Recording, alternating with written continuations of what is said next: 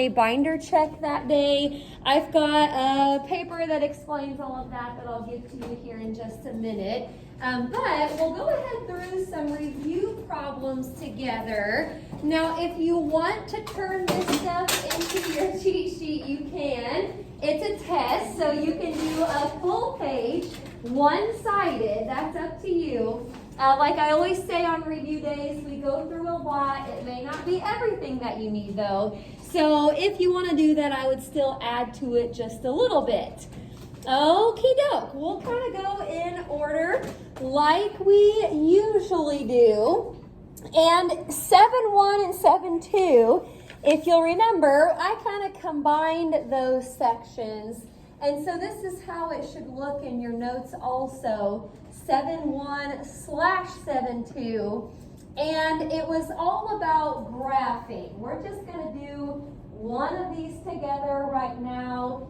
On the test Thursday, I wouldn't say any more than maybe 2 would be on there. 1 or 2 probably is what you'll see.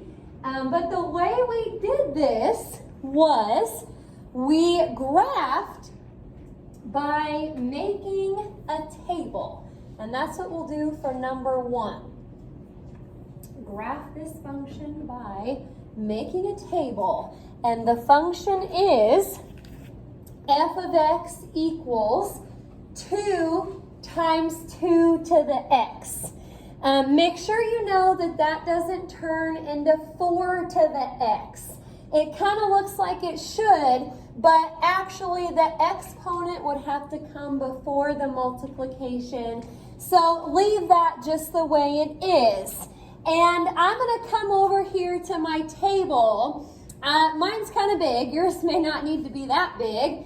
But we used these very same x values on all of these problems. -2, -1, 0, 1, and 2. So that's what we'll use right now. And it's a good idea to maybe grab your calculator if you've got it with you. We need to kind of remember how we typed this into our calculators. Sometimes that is the hardest part. You might think that you're doing that part right, but maybe you're not. You don't want to miss anything like that on the test. So starting with the -2, if you put that in for x, it'll say 2 times 2 to the -2nd.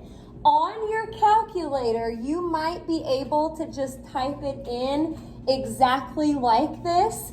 2 parentheses 2, close the parentheses, and then your exponent. If you can't do it all at once, or if you don't want to do it all at once, another option is to just type in the exponent part first. So like type in 2 to the -2nd. The part in red right there should give you a 0.25. And then multiply it by 2. So again, I encourage you to try it on your calculator so you know that you're doing it right. However you do that, all at once or maybe just one step at a time, the first y value should be a 0.5.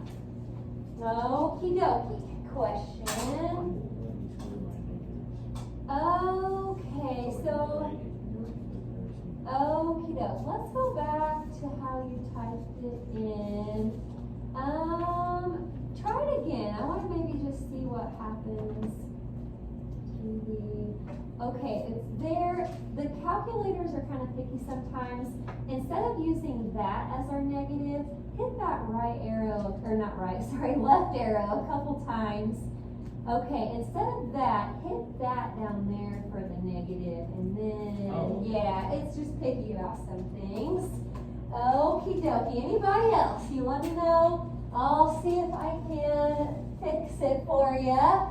Well, 2 to the negative first is a 0.5, and then 0.5 times 2 should be 1. Plugging in a 0. Remember, anything to the 0 power is 1, but then you have to multiply it by 2. Okie doke.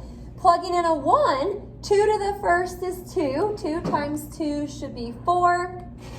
And plugging in the 2, 2 squared is 4. 4 times 2 is 8. So I'm going to try to squeeze my graph in over here on the side. My coordinate plane goes up a lot further than it probably needs to. You just need to go up to leave enough room for an 8. If you want to count by 2s, that's fine. Make sure that you label if you're going to do that. You don't really have to label if you're just going to count by 1s. All right, now these were the exponential graphs. So once you get these points plotted, when you connect them, there should be arrows on both sides. And remember, there's always a place where they're going to get real close together, something that they're going to get really close to, but they're not going to touch. So let's see what happens here on this one. -2 and then 0.5, -1, 1, 0, 2. This is where it grows exponentially. It starts to just shoot way up there. Now again, arrows are important because it does go on forever and ever in both directions. But right down here, this is going to get closer and closer to the x-axis, but it's never going to touch it. So try your best to keep that curve right above the x-axis. I think we saw some in the notes and the homework probably that were shifted up or down. Like if you had a +1 out to the side here, it would be shifted up 1, and that would be the value that you would get really close to but not touch. Next year in pre-calc, we'll actually give that a name, but for now, we'll try to just kind of draw it like that. Okie doke. So probably no more than 1 or 2 graphs on the test. Any questions about the first one? That is our only graph there. So we'll get right into section 7.3. Alrighty. And in case you're making a cheat sheet right now, remember it can be a full page one-sided. But in case you're doing that now, I'm going to go ahead and put back up a couple important things from section 7.3. I would definitely want to have these somewhere. We actually used these in other sections too, not just this one. But log base b of x equals y. That is logarithmic form, and double-sided arrow there because you can go back and forth between that and exponential form, b to the y power equals x. On some of these problems, this is the last little thing here, and then we'll try some examples. But remember, on some of these, you may not see a base, so just assume it is 10. If you don't see a base, assume it is 10. Okie doke. We are going to try a couple problems first here where you're just kind of rewriting what they give you. I'll go ahead and put that first set of directions up here. So a couple that you're just rewriting, and we'll try a couple that you are evaluating. These hopefully should be the easy ones on the test. It says write each equation in logarithmic form. Write each equation in logarithmic form. So it's in exponential form right now. Okie doke. Number 2. 2 to the negative second power equals 1/4. 2 to the negative second equals 1/4. So it's in exponential form right now. We are going to turn it into logarithmic form. You just wrote those down a second ago. But if you match this up to exponential form, b to the y power equals x, you'll turn it into log base b, so base 2 of x, or of 1/4, equals -2. That is all that you have to do for a problem like that. Again, some will ask you to evaluate, others you're just going to be rewriting. Okay, let's try one where we're just kind of going in the opposite direction, and then we'll get to the harder ones. These should be pretty nice. Write each equation in exponential form. Okay, write each equation in exponential form. So just going backwards from what we did on example 2. Now it says log base 4 of 64 equals 3. Log base 4 of 64 equals 3. All right, well, the 4 is the base, so we'll start with that, and it's to the y power, so that would be to the third for this problem. Log base b of x equals y, so turning that into exponential form, it'll say just 4 to the third power equals 64. Okie doke. So, couple problems there where you're just rewriting. We're going to go ahead and do a couple problems that ask us to evaluate. Any questions about those before we move on here? Okie doke. Well, here they are. New set of directions. Evaluate each logarithm. Now, when it says evaluate, your answer should be a number. Okay? You should actually get back a number. You're not just rewriting, although that might be part of the problem. Okie doke. Number 4. Number 4. Log base 6 of 36. Log base 6 of 36. Okay, now this kind of looks like logarithmic form. Log base b of x equals y, but we don't really see the equals y part, so we're just going to fill that in for ourselves. Log base 6 of 36 equals y. Now, to get going with this, we're going to turn it, and I'll kind of write that down as a step here in case you want to put it in your notes or on your cheat sheet. You're going to rewrite it in exponential form. In order to evaluate this logarithm, it's just easier to figure out if you rewrite it in exponential form. So this will say 6 to the y power equals 36.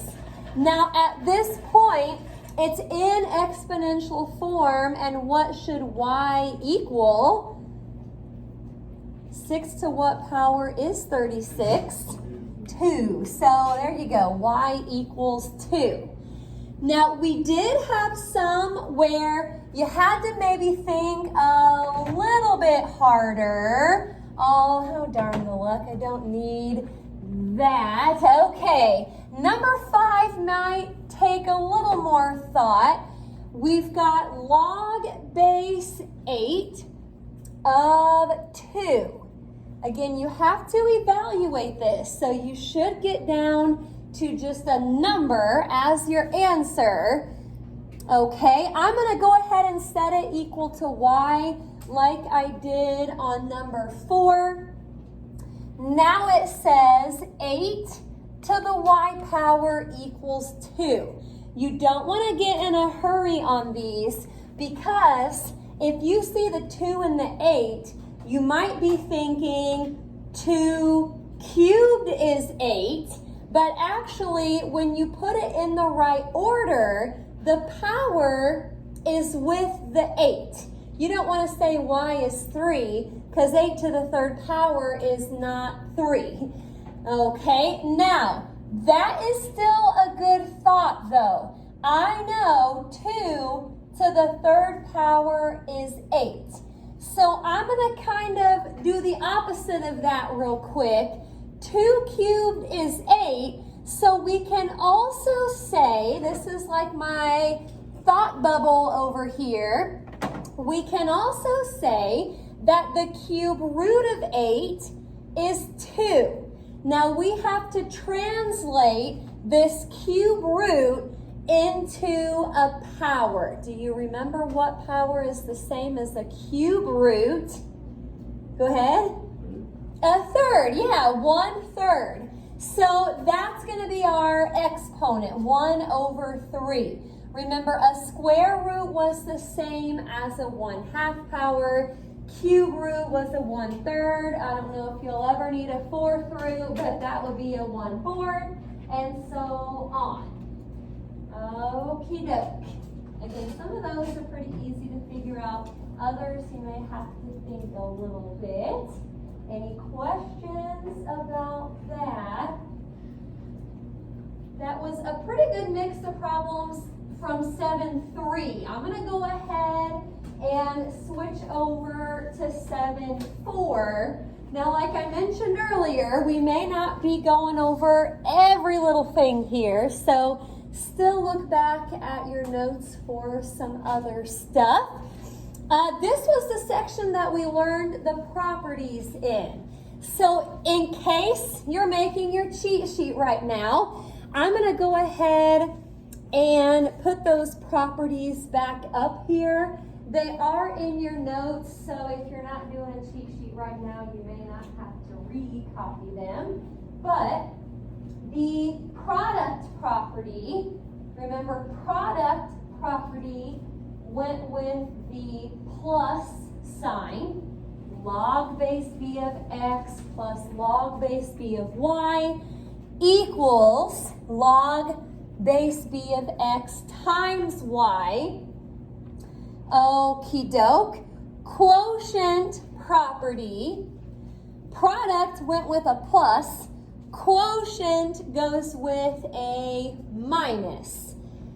And here it is. Log base b of x minus log base b of y equals log base b of x divided by y. You got to watch the order on this. You know, multiplication can be switched around and so can addition, but subtraction and division can't. So the first part goes on top, second part goes on bottom. Finally, the power property. Now we kind of use these in both orders, going from the left side to the right, sometimes going from the right side to the left. Power property says a log base b of x equals log base b of x to the a power. Basically, if there's a number multiplied by your logarithm, power property allows you to pull that up. Or if you started with this, if what you're taking the log of has a power, you can move that power back out front. Okie doke. We're gonna do some examples where we have to expand, and then we'll also try one where we have to condense. I'm gonna go ahead and put those directions up. If you didn't get those properties, again, they should be in your notes. Okie doke. So here we go. Use the properties of logarithms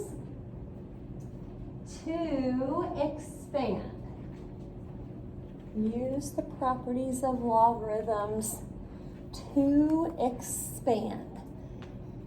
Okie doke.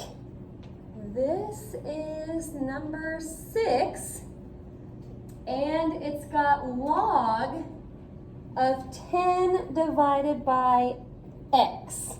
This is a pretty good one here. Log of 10 divided by x. First thing you want to look at is what you're taking the log of. And what we're taking the log of is a quotient. You're dividing right here. So that tells me to use my quotient property. So I'll start out with log of 10 minus log of x. I used the quotient property because I was taking the log of a quotient. Now, do you see anything else up here that could be simplified? Not really with properties, yes? The log of 10. Yeah, that's right, log of 10. If you want to think about this for a minute, remember you don't see a base here, so you're going to assume it's 10. If you sort of think of that in logarithmic form, you can do y or x out there. It doesn't really matter at this point. But changing it into exponential form, it would say 10 to the y power equals 10. Well, if that's the case, y would have to be 1. So we're actually going to replace the log of 10 with 1. That's something that happened a few times in the homework. You know, also if you see something like, we didn't have a base of 3 here, but let's say you had log base 3 of 9. If you see these numbers and you see that there's a relationship between those numbers, think about exponential form. In this case, 3 to the y equals 9, y would have to be 2. So if I saw this somewhere in the problem, I would want to replace it with just a 2. Okay, so that's just something to kind of keep an eye out for if you see that those numbers have some kind of relationship. All right, I'm going to go ahead and put number 7 up here. Good stuff to review. It's got log of a to the 8th power. Log of a to the 8th. Well, what we're taking the log of has a power. So we'll use the power property here. Now, once I do that and I pull the power out front, not really anything else you can do here. 8 log of a, nothing else can be simplified. There's no more properties to use. We'll have to leave that one just the way it is.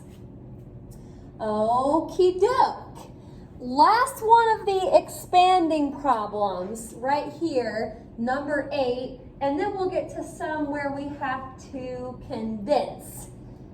Okie doke, number 8.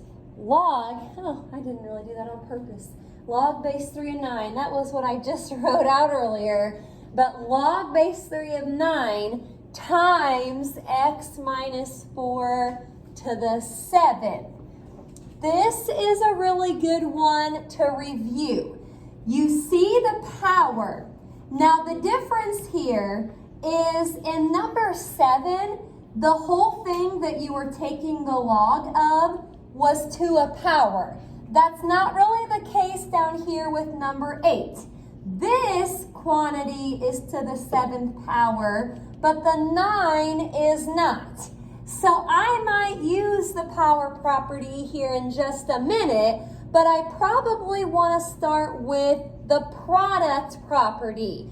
Let's separate this into log base 3 of 9 plus log base 3 of x minus 4 to the 7th.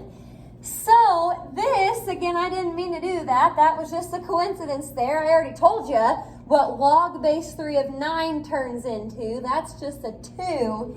And back here, now would be the time to pull the 7 out front. This is how we have to leave number 8. You can't break apart a difference like that. And also make sure that you keep those parentheses. You would be counted off just a little bit if you didn't have the parentheses around the x minus 4. Okie doke. Good stuff there. Any questions about expanding logarithms? Okay, we're going to do just one where we're kind of going in the other direction.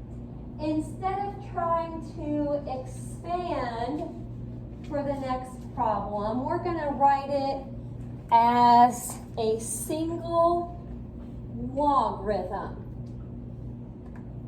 Write each expression as a single logarithm. Okie doke. This should be the last problem from this section. Number 9. We've got 2 log of 3 plus log of 8. 2 log of 3 plus log of 8. What I might do first here is the power property. I see the 2 in front of that first logarithm. So by the time I use the power property to pull that up, 3 squared, that's going to turn into log of 9 plus log of 8. So I went ahead and did that. You may have done that all in one step. But we aren't finished yet because the directions said that we're supposed to write it as a single logarithm. We still have 2. So I need to go on, and I see the plus sign in the middle. Let's go on to do the product property. Take this 9 times 8. 9 times 8 is 72. And I don't think there's a way to simplify the log of 72. So we'll have to leave it just like that. Okay, a lot of those problems had variables. This one just had some numbers to work with. Any questions on number 9? We are looking good. So on to 7.5. Now we're getting into the stuff here that we just quizzed over. You'll get those quizzes back tomorrow so you can see how you did. But I want to still go through at least kind of a couple examples here from each section. Maybe kind of go over some things that I saw on the quizzes. So we're going to solve each equation and round to the nearest 10,000. That would be 4 places. Okie doke. Now in 7.5, we were working with just the common log still, log, and we were working with exponential equations with a lot of different bases, but not e yet. We didn't get into the e stuff until section 7.6. Okay, so here's number 10. 1 plus 2 to the y minus 4 power equals 6. First thing we should do, and you've got steps in your notes. If you wanted to put those on your cheat sheet, that's not a bad idea. This is an exponential equation, and the first thing to do is get the exponential part by itself. So we need to subtract 1. Okay, anybody remember what the next step would be? Yes? You put log on both sides. Exactly. Yep, we're going to take the log of both sides. And the reason we do that is so we can use the power property to pull that power out front. Now it is a difference, so you've got to keep it in parentheses there. Y minus 4 log of 2 equals log of 5. What we should do first is divide both sides by log of 2. Now, I'm always preaching about parentheses. If you're going to type all of this in at once, you have to close your parentheses after the 5 before you hit divided by log of 2. And I'm not going to round just yet. I'm keeping that whole number on my screen. And last thing to do, I guess it's not going to affect the rounding too much, but I'm just going to add 4 to that. And to 4 places, it'll be a 6.3219. I noticed a lot of people checked on the quiz. That's always good. Plug it back in for y if you want to. It might take a little bit of work to check that one because it's got some other stuff with it, but it should get you pretty close to a 6. Won't be exact because we rounded, but it should be pretty close. Okay, so that is what we called an exponential equation. I also want to do a logarithmic equation. So here is number 11. 3 log of 2x equals 6. All right, what should be the first thing we do here? Yes, did you have another question though? Uh-huh. Calculator question.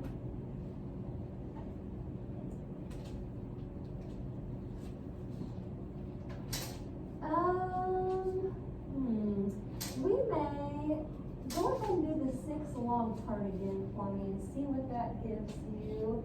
What I would do, since your calculator kind of makes you do it backwards, maybe just write that number out on top first, what you had on there.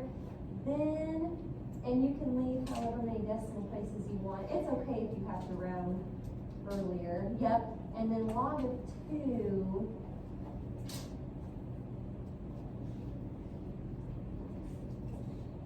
So did you just hit log of 2? Let's just do that without the dividing first.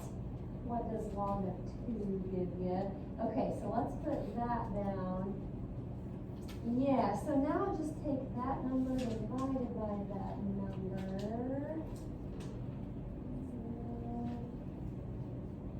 Okay, I'm going to see back in for a second. 2 point. Okay, it's probably because of the rounding somewhere. That's not too far off from what we had, so I wouldn't worry about it too much. Yeah, I would just leave it like that. I don't think that's too far off there. Okie doke. Well, I'm going to catch up to you here in case you already got it. Let's divide by 3 first. Now, hey, this is a type of problem that I saw on the quiz yesterday was a little bit of trouble. From here, you want to change it to exponential form. This is kind of what I wrote out earlier to help you remember what to do. Change it to exponential form. Now the base is 10 here, and I've got it down at the bottom. You've probably got it on your paper somewhere, but base is 10, so that would say 10 to the second equals 2x. Let's go ahead and square the 10 to make it 100, and then divide by 2. So that actually is one that comes out exact. It's just x equals 50. Alrighty, again, you can plug that back in to check if you want. Alright, I'm going to go ahead to 7-6 here, where we switched over to the natural log and the base of e. That's actually the first thing that I have up here in case you want to copy that down. Again, this is 7-6, last section. And now we have e to the y equals x. And it changes into the natural log of x equals y. Okie doke. So I'm going to do these last couple problems real similar to the way I did examples, what were they? 10 and 11 from the last section. I didn't even really give you new directions here. These are the same. We're going to solve the equation and we'll round it to 4 places again. So number 12, here it is. 5 plus the natural log of x squared equals 6.4. It's a logarithmic equation, so I want to get the log part by itself. Let's subtract the 5. Now it says natural log of x squared equals 1.4. I see the square and it's kind of strange, but at this point I'm going to go ahead and put it into exponential form. Just remember the base is e. So e to the 1.4 power equals x squared.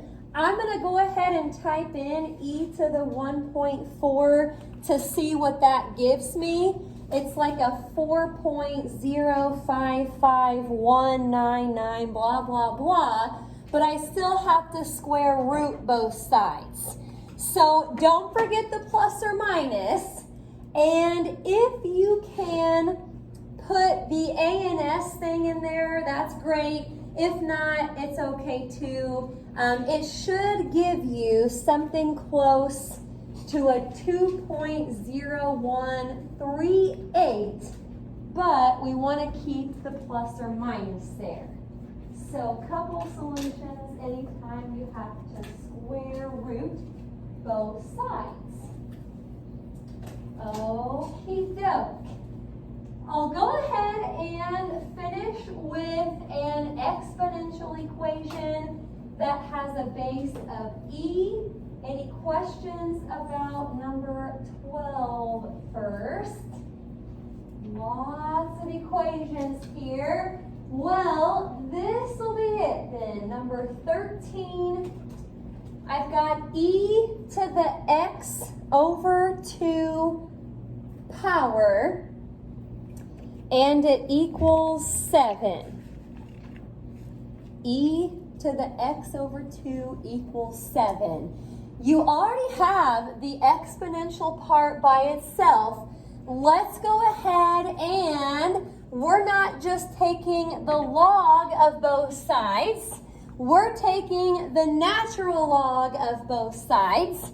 That way, the ln and e drop out. So probably what I'll do on my calculator first is just type in the natural log of 7. I hit enter after that. It's like a 1.9459 blah, blah, blah. But what do I still need to do? Yep, I need to multiply by 2 still. So finally, that, and again, if you're off a little bit, it's fine. It's probably just due to rounding somewhere. But that should give you like a 3.8918. That is approximately our solution to number 13. Okay. Again, that's a real good mix of problems, but if you see anything else in the notes or homework that you want to put on your cheat sheet, that's not a bad idea.